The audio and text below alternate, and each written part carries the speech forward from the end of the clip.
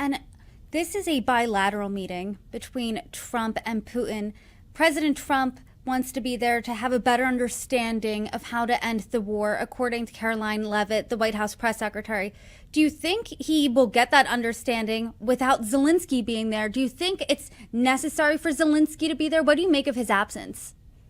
Look, I think in this meeting, Trump just wants to take Putin's measure to see where he is now, to see whether he's any closer to being willing. It's possible that Putin wouldn't mind a pause. He can regroup, he can rearm, he can think, I've got 20% of the territory, I'll hold it.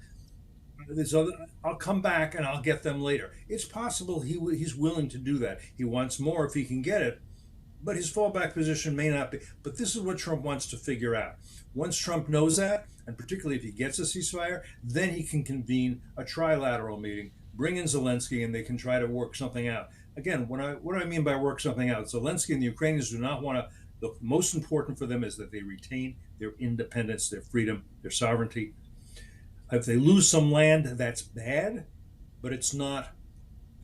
It's not a mortal wound. Why do I say that? I'm going to give you a little quick history. In 1939, the Soviet Union attacked Finland, tried to take over Finland.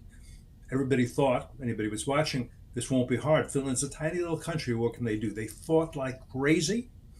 And at the end of the day, they retained their independence, but they lost a good 10% of their territory, particularly Karelia, which was an important thing. And they never got it back.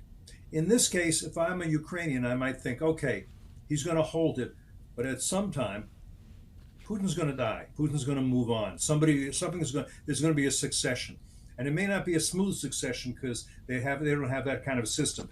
There are no obvious successors to Putin. At that time, maybe we get to take our territory back. That could be the case, or it could not be. They could lose part of their territory, but retain their independence. And I do think that's the bottom line if you're a Ukrainian, because you don't want to be ruled by Russia.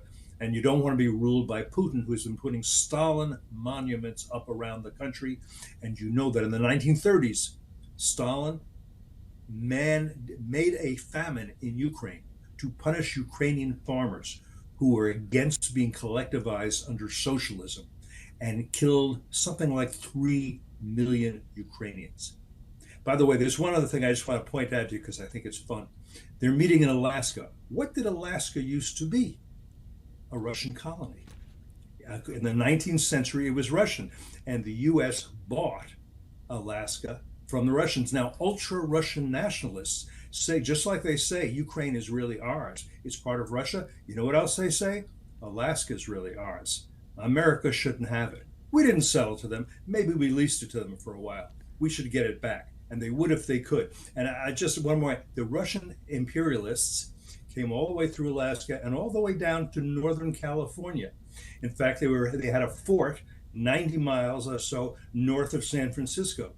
If you go visit it, it's interesting. It's called Fort Russ, but that's really from Fort Rus, like What do Russia. you make of that?